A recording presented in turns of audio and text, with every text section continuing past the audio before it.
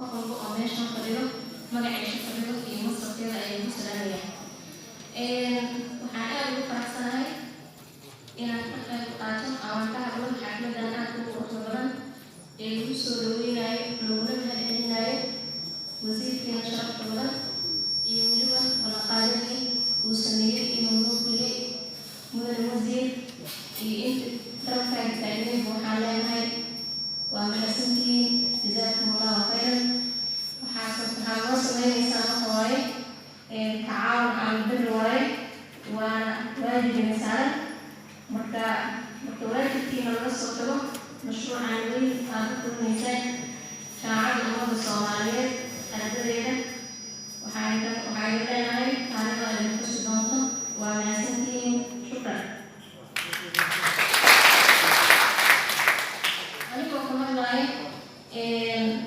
magaca macluumaadka daacadda ummadda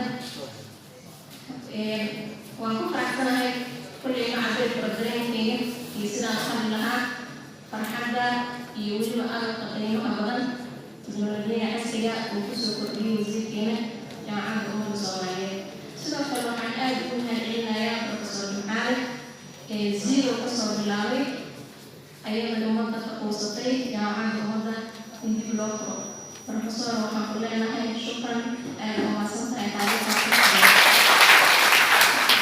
waxaan aad ugu faraxsanahay macallin ahaan inaan macallimad ka noqdo mashruuca xaaliga tacliimeed ee u sameeyay waddanka.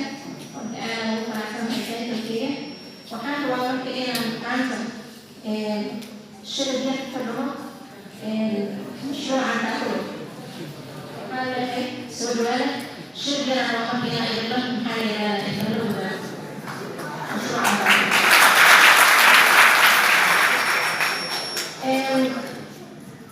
shirku wuxuu kamid yahay suugaanta Soomaaliyeed.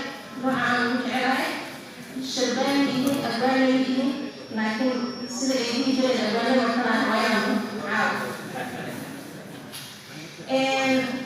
waxaan rabaa marka inaan soo qaato hal tubic oo shirku ka mid ah ama hal qayb.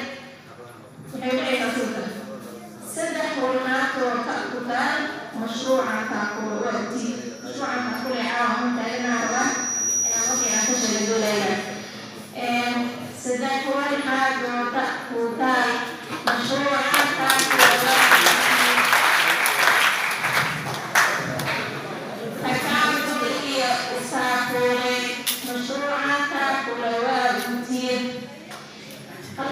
teknolojiyada arkaysan kombiyuutarka casriga iyo internetka loo adeegsanayo qalabkeena waxbarasho si aan la tartamo asaageena adduunka.